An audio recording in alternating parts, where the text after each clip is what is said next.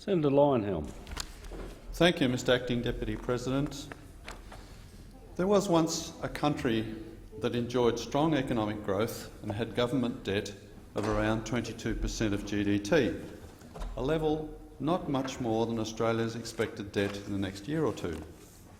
This country proceeded over the subsequent generation to have successive budget deficits, to direct workers into its burgeoning public sector, to raise the tax burden and to produce a business environment characterised by red tape. Voila, you end up with the basket case economy that is Greece. Is Australia heading down the path well worn by Greece, or are we better than that? If you think we are, then I invite you to confirm it.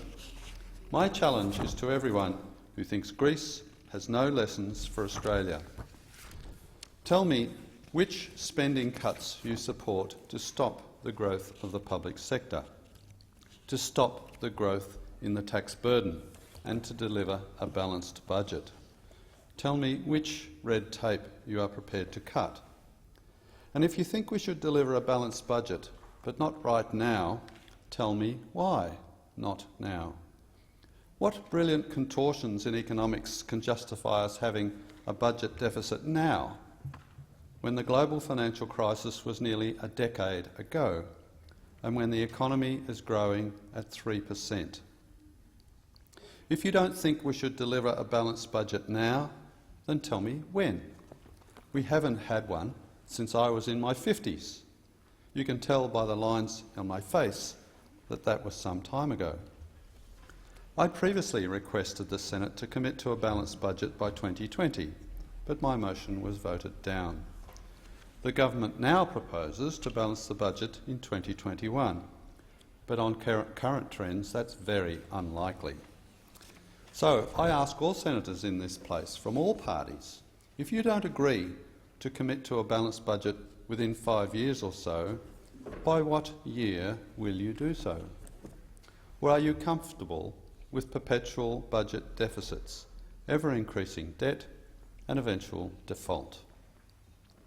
The current Liberal National Government and the previous Labor Government signed up to a fiscal strategy of achieving budget surpluses on average over the course of the economic cycle.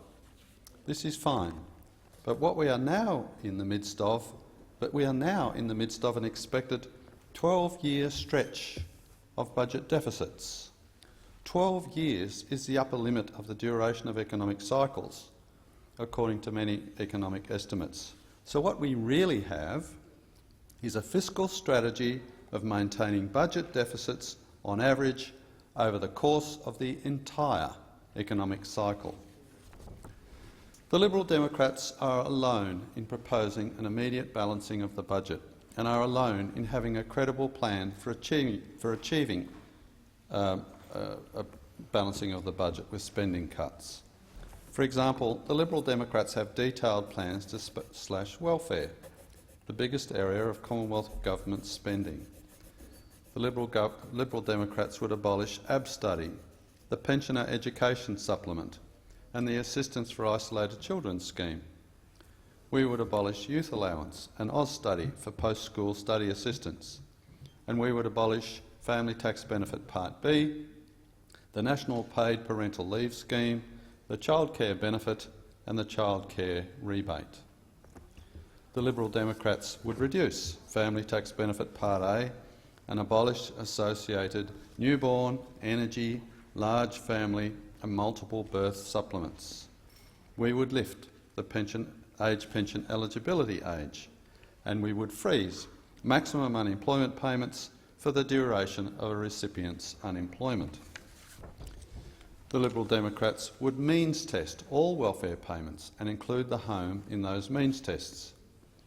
We would limit welfare to citizens, and we would limit the growth of welfare payments to the rate of inflation. This is just a taste of our spending cuts. Beyond the welfare system, the Liberal Democrats have extensive policies to cut spending in each other area of government spending. What's more, we have policies to avoid the red tape that has suffocated the Greek economy and is threatening to do the same here. Key to this red tape reduction is the repeal of the Fair Work Act, which could more accurately be described as the Keep Unemployment High Act. This act is not needed to allow unions to form, to ensure workplace health and safety, or to prevent workplace discrimination. But it bans work for less than $17.29 an hour, and it bans work that doesn't conform to Soviet-era award regulations. It bans the firing of workers who fail to attend work, and the firing of workers without the approval of a tribunal, provisions which discourage businesses from hiring workers in the first place. And the Act requires businesses to negotiate with a union, irrespective of whether the union enjoys support from workers. Our first priority should be helping to get people into a job in the first place. Feather bedding those who already have a job at the expense of those who want one is exactly what Greece did. These cuts to government spending and red tape proposed by the Liberal Democrats are necessary to avoid the path trodden by Greece over the last generation. No other party proposes anything like it. Some politicians know we need to pursue such cuts, but they don't know how to do it and get elected. That's why we need a strong advocate of small government, holding the balance of power in the next parliament to force whatever government we end up with to avoid a future of big spending, more red tape and economic stagnation. In short, to avoid the slow path to Greece. Send the back.